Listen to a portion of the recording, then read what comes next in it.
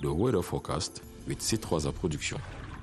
Hi there, and a super happy Sunday to you all, and thank you for making our time to be part of the weather forecast once more, and hope you are having a good time. Tonight appears to be a really humid one with moderate to heavy precipitation dominating some parts of the east, north, and the southwest regions. Temperatures may get as low as 16 degrees in the west region, the northwest as low as 17, 19 in the center, and the Adamawa and south regions expecting as low as 20 degrees. The littoral region may expect a minimum temperature of 23 degrees. Detailly in the east tonight, we may have heavy precipitation dominate all the major towns, and by morning, a similar situation is expected in the east region. Next, we move over to the north region, where we may have heavy precipitation in Poli, Cholire, and Gidere tonight, and heavy precipitation to dominate the entire north region by morning. Lastly, we move over to the southwest, where we may have heavy rainfall in the towns of Mamfe, Bangem, and Menji tonight, and light precipitation to dominate the entire southwest region by morning. To protect yourself and others against the coronavirus, wash your hands regularly with soap and clean water, sneeze with a Flextail Boy, and in case of symptoms, call 1510. Have a good night.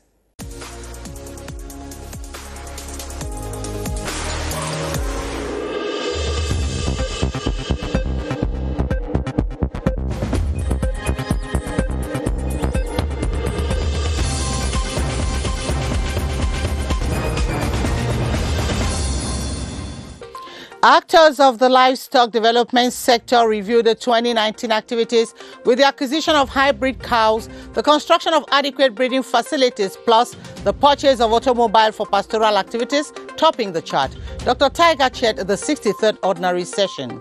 The persistent scarcity of coins in the capital city is making life difficult for vendors who can hardly sell their goods to customers who require change from money given. But what is the cause of this phenomenon? CRTV went finding out.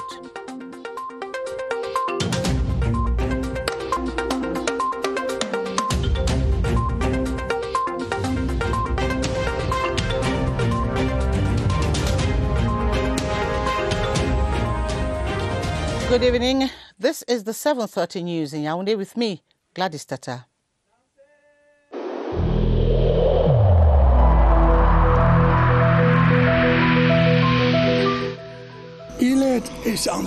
Each of us must comply with the measures that have been taken.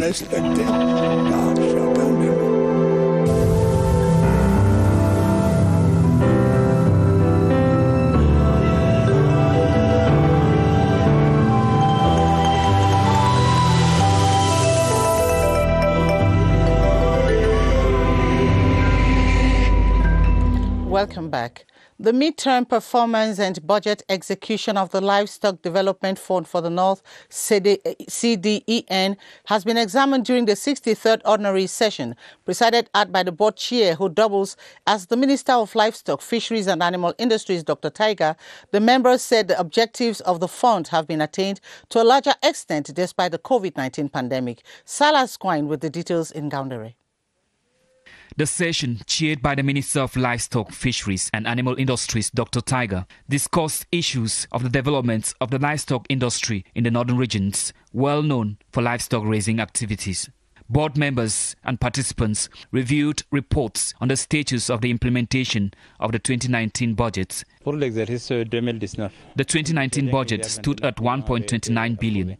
We spent 900 million on animal feed. We acquired a bus for our various pastoralist activities. And to limit imports, we built breeding stores, 7 boreholes, a demonstration farm, and bought 8 dairy cows. The 2020 midterm performance and budget execution were also examined during the session. The budget, which was adopted in December, stands at 1.3 billion. We've earned a revenue of 700 million as of now. The Livestock Development Fund for the North was created in 1966 to help enhance cattle rearing activities, improve the overall health of animals, increase the export of potential beef, and offer real protection for livestock farmers in this part of the country. Chicken has become a luxury commodity for Yaoundé city dwellers due to a hike in price. This has been blamed on the current health pandemic, which has made chicken scarce in the face of high demand. CRTV's Alice Mbe was at the Mvogara Chicken Market in Yaoundé and reports that an average chicken has moved from 3,000 CFA francs to 4,500 francs. This is the Vogada market. Chicken baskets are bare. Business is winding up for many fowl traders who are pointing a finger on the closure of borders as one of the COVID-19 restrictive measures. It is because of the COVID-19 pandemic that chicken is very scarce in the market. Most firms are closing up. You can see that the baskets are empty. As a result, chicken prices have skyrocketed. At first, chicken could be sold for 2,500 upward, but now it is sold as from 3,500 upward. At first, we could get a chicken for 3,000 and 3,500, but today the prices are very high. The smallest chicken is sold as from 4,500. Affiliated businesses like egg trade have also felt the lash. The egg market is becoming very difficult. At first, we could sell 400 cartons of eggs per week, but now to sell 100 cartons in a week is very difficult. With a difficult situation, the traders are on their tiptoes. They have to keep surviving now that the trader puts food on their table is tied up. And on to this lead story, the scarcity of coins in the capital city, Yaoundé, is having negative effects on sales in markets and shopping centers, a situation which vendors say has pushed them to resort to buying coins at a percentage. Romeo Kenny has been investigating. Here are his findings. David Foting mostly generates coins like this from his daily business of ice cream. Lately, he has been unable to gather the quantity he used to have in the past. My business has not been earning me coins like before. I used to have coins of 500,000 CFA francs or even $1 million per day. Like David, Maringo has been having tough times with her clients because of the scarcity of coins. We really face difficulties because of coins. For example, a customer will come with 1,000 francs, he wants to buy food for 800.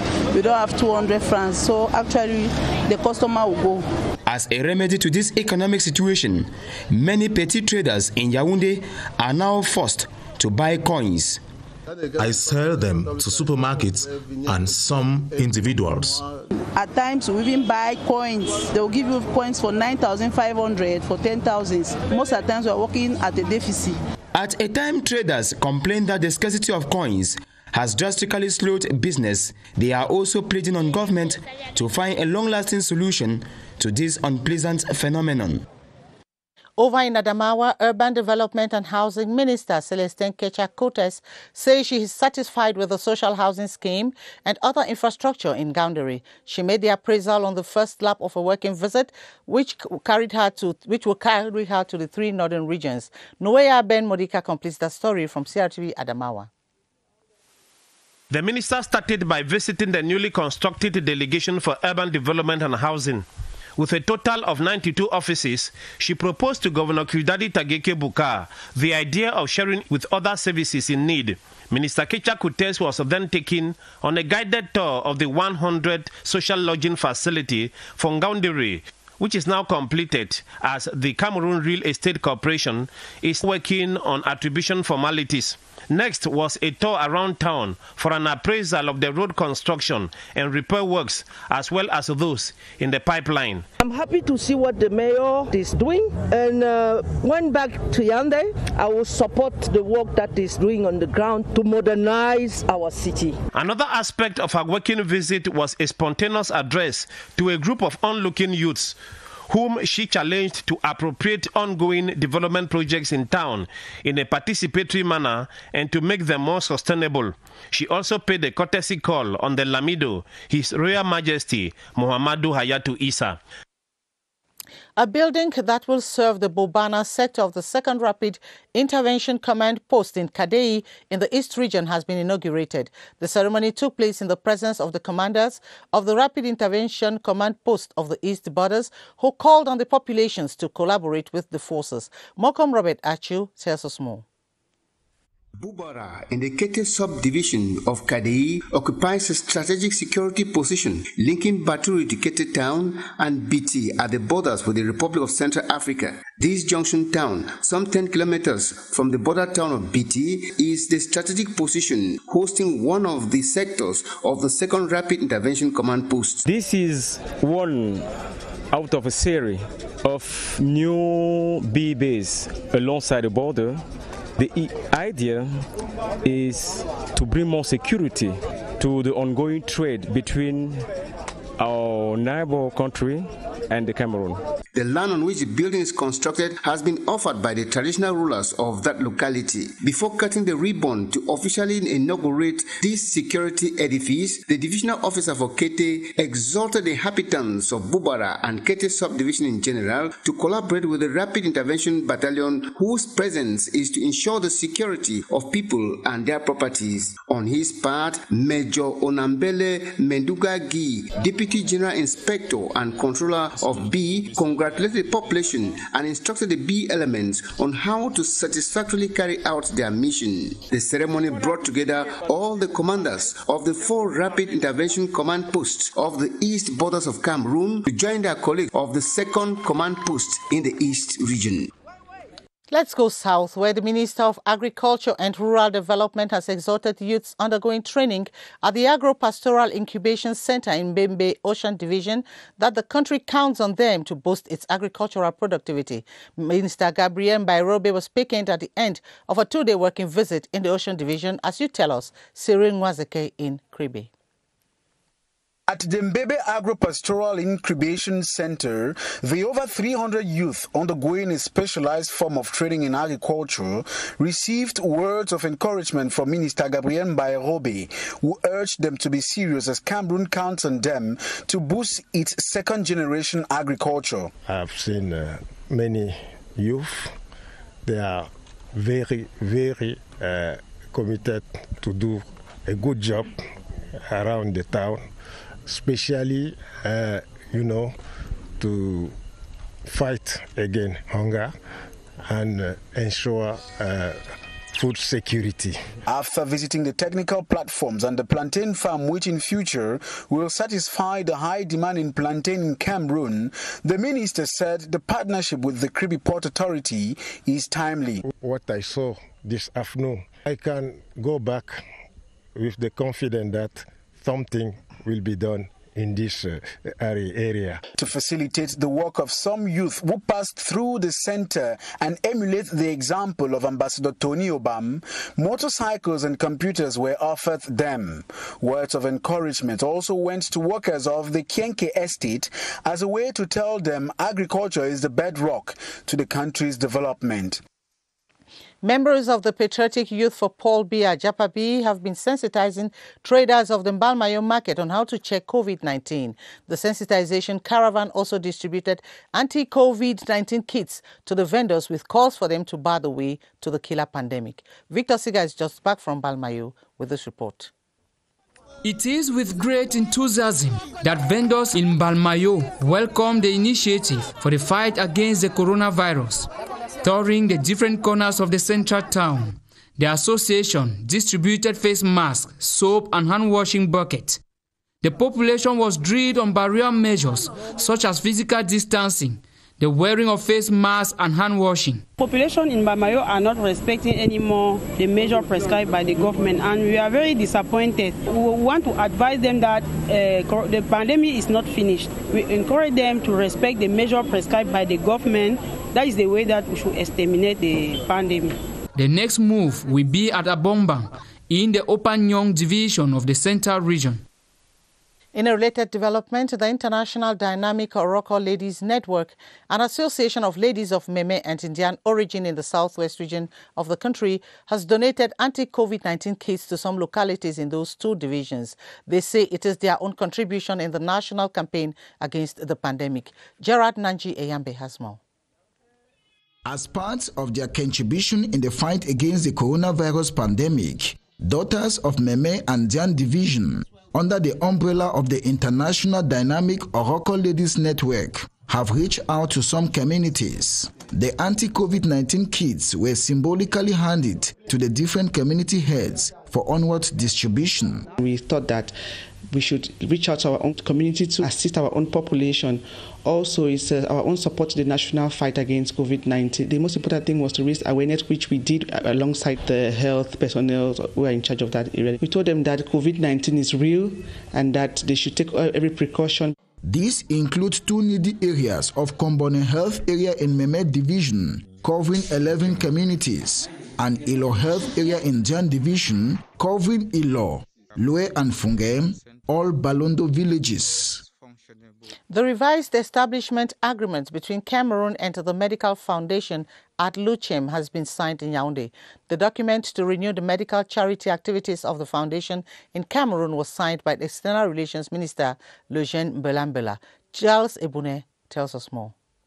The At Luchem Foundation operates 15 hospitals and 23 medical centers in 3 regions, notably the West, the Littoral, and the Central region, with their headquarters in Efok, in the same Central region. In 2012, we signed the first establishment agreement, which offers many facilities to our foundation, mainly in customs services, consular facilities. The revised establishment arrangement between Cameroon and the At Luchem Foundation, with roughly 83 years of medical operations in Cameroon, puts the structure in a new legal framework in the country. From now, we are not going to do an evaluation to renew the agreement. This agreement will be renewed by tacit reconduction. The new establishment arrangement is signed for Cameroon by External Relations Minister Mbelambela and on behalf of the structure by its chairperson, Chefak Madeleine. This in the presence of other government ministers like Finance Minister Louis-Paul Mutaze and Public Health Minister Manauda Malashi. Holiday Workshop is one of CRTV's national station's yearly program destined to stimulate talent in youth on news presentation, storytelling, debates, and much more. This year's edition begins Monday, August 19, 2020, and will run till September. As Joyce Tata reports, the 2020 edition will be done through social media in a bid to respect government's prescribed measures against COVID-19. It's holidays. You're searching for what to do? Don't worry anymore. CRTV's Holiday Workshop goes digital. The state broadcaster this year prioritizes the health and well-being of youths who want to keep busy while at home by making it possible for holiday makers to participate in the program through the social media platform WhatsApp. Earlier this month, a forum titled Vacances Utiles Digital was created to ease communication with this year's participants. They will have to send their feet online for the various slots of the program. 2 new slots have been introduced this year, notably Musical Request and My Top 5, where the kids could dedicate songs to loved ones, listening to them on the airwaves of the CRTV's national station. Laundry Simo and Mueli Sane Mokwenkeng will be the conductors of the 1-month journey, Mondays to Fridays at some 9 a.m. till 11 a.m. Management is equally calling on other youths who wish to join the 2020's Holiday Workshop team to call this number and rapidly get on board for a moment of exchange, promotion of intelligence, and national integration.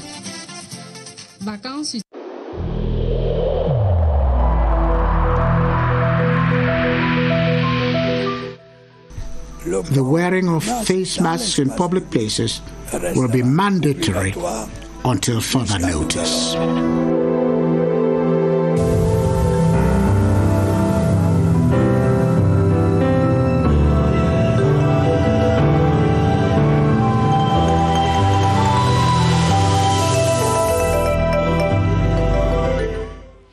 Public health officials have been partnering with religious authorities in the sensitization campaign against the spread of COVID-19 in Cameroon.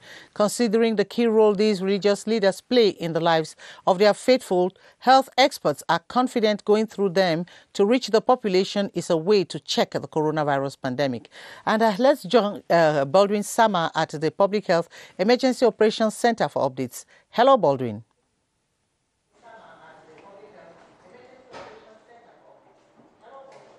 Good evening to you, Gladys Tata, and welcome. After this meeting between these public health experts and some religious authorities last year at this emergency operations center, it was an opportunity for public health experts to remind these religious authorities of the key role they have been playing so far, and they have to continue playing in sensitizing the Christians as to them respecting these different outlined measures by the government to limit the spread of COVID-19 in the different churches and in the different mosques.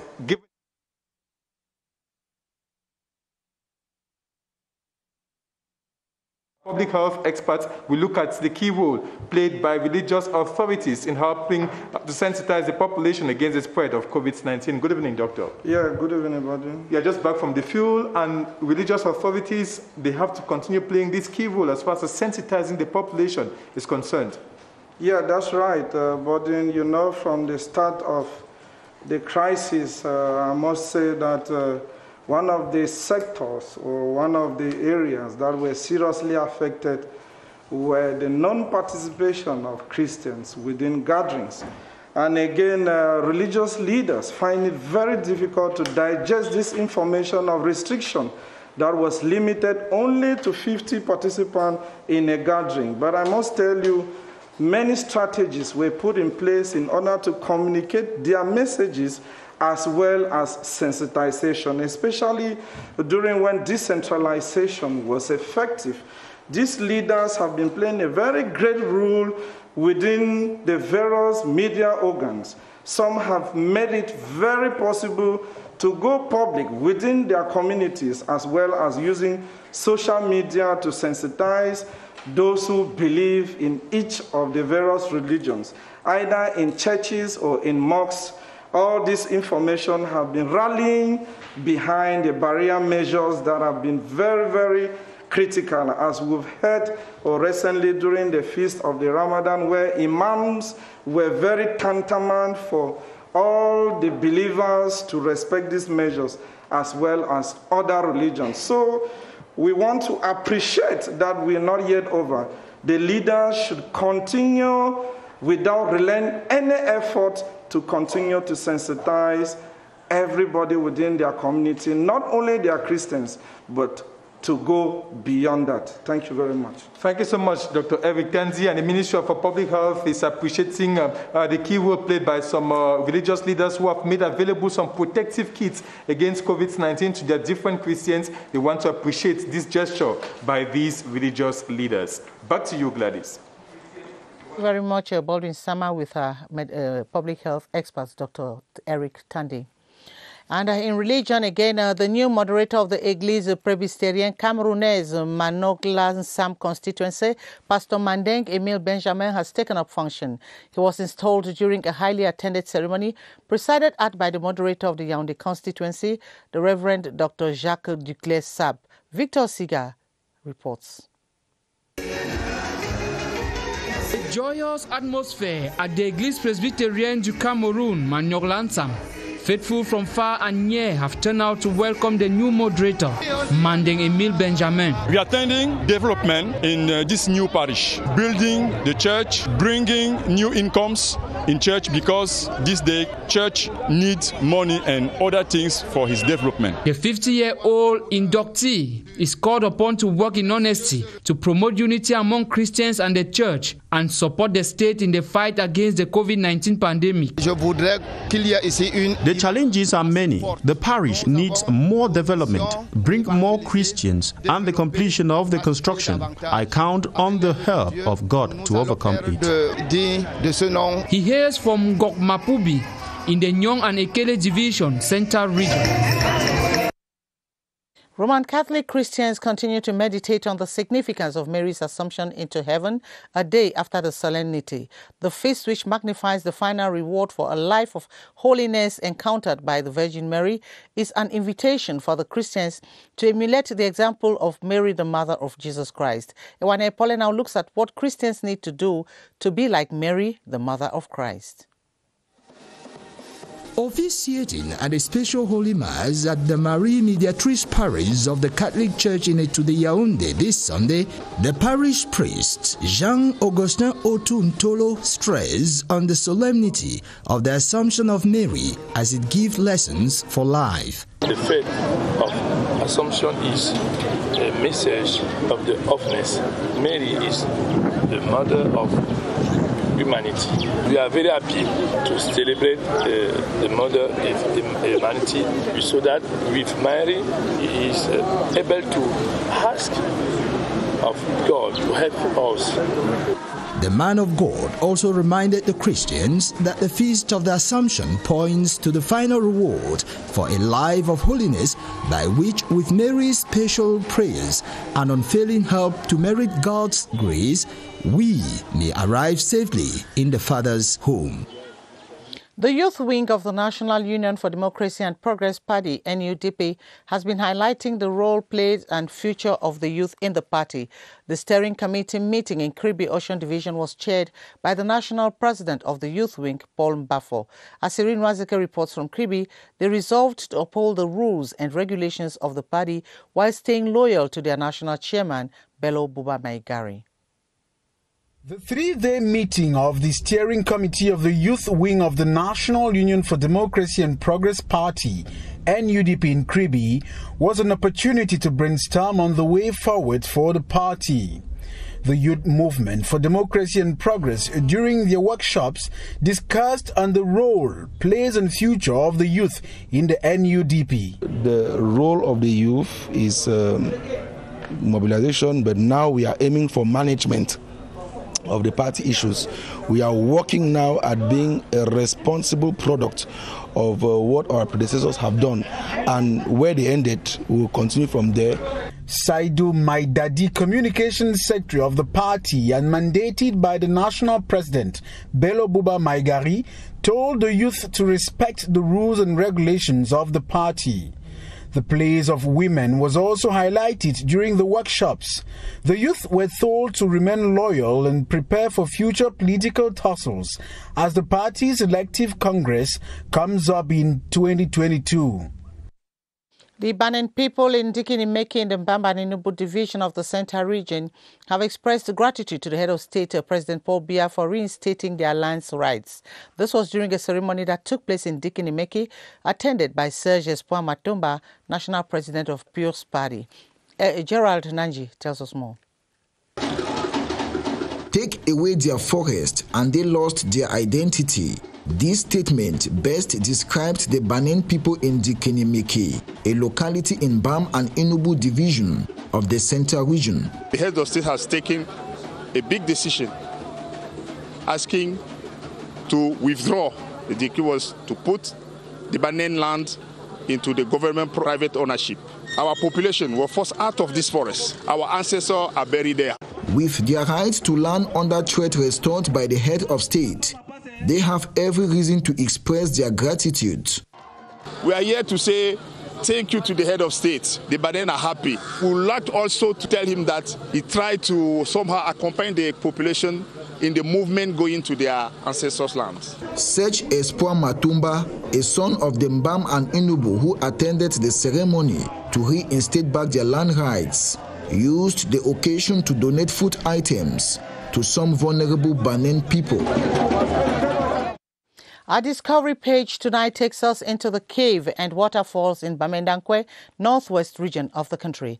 The gift of nature is suffering from underdevelopment and thus hardly receives any tourists. The socio-political upheavals in the region have also brought the tourism sector to its knees. Eric Lamia Wofo now takes us into the cave in Bamendankwe. It is situated on the slopes of Bamendankwe village. It drizzles into a nearby cave, producing soft sounds. The breathtaking scenery used to be a touristic destination in the past, but today the socio-political crisis has made it difficult for tourists to come here. The constant cutting down of trees in the forest has also affected the site. When this forest was still really thick, this waterfall used to fall and it was compared to Menchum water then, Menchum 4. But now it is drizzling because the eucalyptus trees are draining a lot of water. Then when we had natural trees here, this place was wonderful. The cave and waterfall are in need of attention for it to regain the status of a touristic destination. Various ministries should join their forces, their resources together and see how they can develop this place so that it will not only preserve or conserve the forest and the water, but it will also create job opportunities for the young people of this community. Away from the cave and waterfall, the Bamendankwe village is also endowed with forest, rocks and hilly slopes. And those beautiful images there from the Northwest region draws the curtains on this edition of the 7:30 News. Thanks for watching. In under 30 minutes, you'll be in the company of Atta Badine Umar for the news in French. Ben Meno Pufon will be your host as from tomorrow and take the rendezvous with me from Friday. Until then, the technical crew join me in wishing you a pleasant week. Good night.